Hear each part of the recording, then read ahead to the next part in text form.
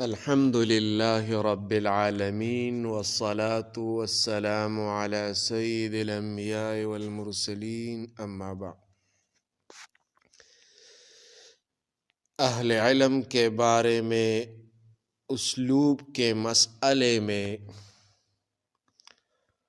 حسن اللیاری اور علماء دیوبند کے درمیان اختلاف کو دلائل حوالہ کے ساتھ منظم انداز میں ہم پیش کریں گے،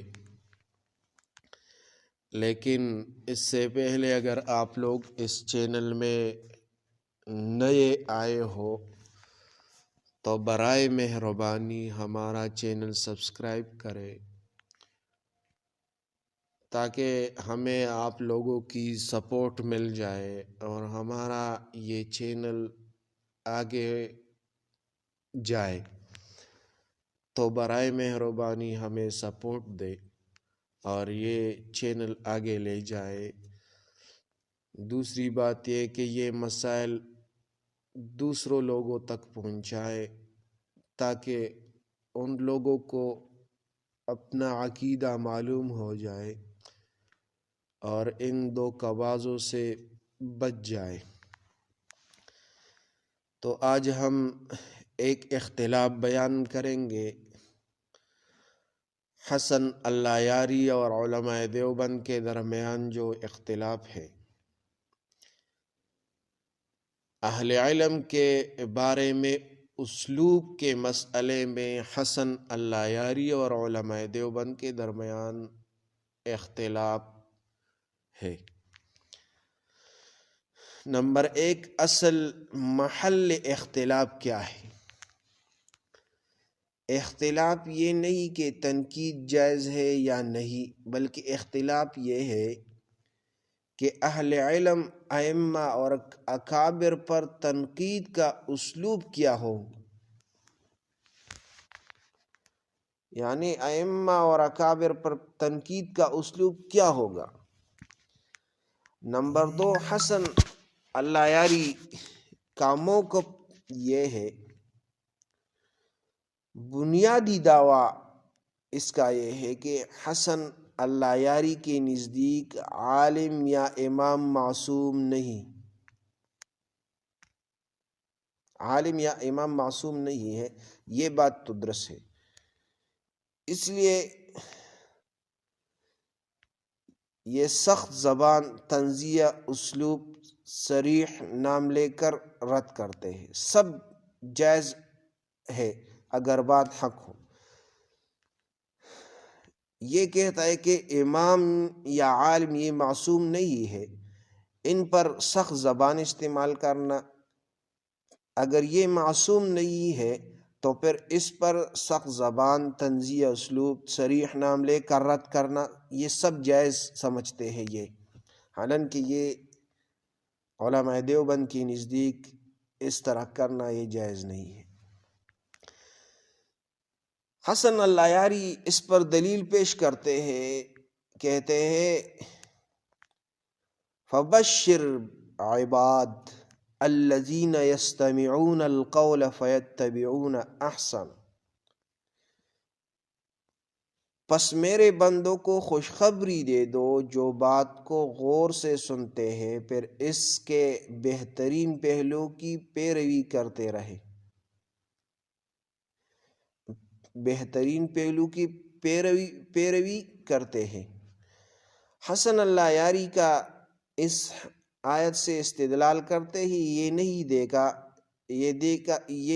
دیکھا جائے گا کہ کہنے والا کون ہے، حق ہر ایک سے لیا جائے گا، چاہے اکابر ہو یا نہ ہو۔ یہ اس کا پہلا دلیل ہے۔ دلیل نمبر دو، قول حق کی جرأت۔ وہ اس حدیث کو عمومی مفہوم میں لیتے ہیں، افضل الجہاد کلمۃ حق عند سلطان جائر، سب سے افضل جہاد ظالم حکمران کے سامنے حق بات کہنا ہے۔ حسن اللیاری کہتے جب ظالم سلطان کے سامنے سخت کلمہ جائز ہے تو علماء کے سامنے کیوں نہیں؟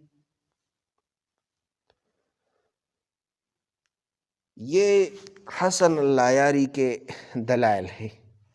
اس وجہ سے وہ ائمہ اور علماء پر طنز کرتے ہیں۔ اب ہم علماء دیوبند کا موقف بیان کریں گے۔ علماء دیوبند کا بنیادی اصول یہ ہے، تنقید حق ہے، یعنی تنقید کرنا حق ہے، مگر ادب کے ساتھ، نیت اصلاح سے، تحقیر، تمسخر اور طعن کے بغیر۔ تحقیر، تمسخر اور طعن کے بغیر تنقید کرے۔ اس پر دلیل پیش کرتے ہیں۔ پہلا دلیل قرآن سے، ادعو الی سبیل ربک بالحکمت والموعظۃ الحسنہ، اپنے رب کے راستے کی طرف بلاؤ حکمت اور اچھی نصیحت کے ساتھ۔ علماء دیوبند کا اس آیت سے استدلال کرتے ہیں، حق بات بھی اگر حکمت اور حسن اسلوب کے بغیر ہو تو وہ دعوت نہیں، فساد بن جاتی ہے۔ دوسرا دلیل پیش کرتے ہیں، صحابہ کا ادب اختلاف۔ قال الامام مالک رحمہ اللہ، کل یؤخذ من قوله ویرد الا صاحب هذا القبر صلی اللہ علیہ وسلم، ہر شخص کی بات لی بھی جا سکتی ہے اور رد بھی، سوائے اس قبر والے نبی علیہ السلام کے۔ دیوبندی نقطہ یہ ہے کہ امام مالک رحمہ اللہ نے اختلاف تو کیا مگر تحقیر نہیں کی۔ تیسرا دلیل، علماء کے بے ادبی کا انجام کیا ہے۔ قال سفیان الثوری، من اہان العلماء فقد اہان الدین، جس نے علماء کی اہانت کی اس نے دین کی اہانت کی۔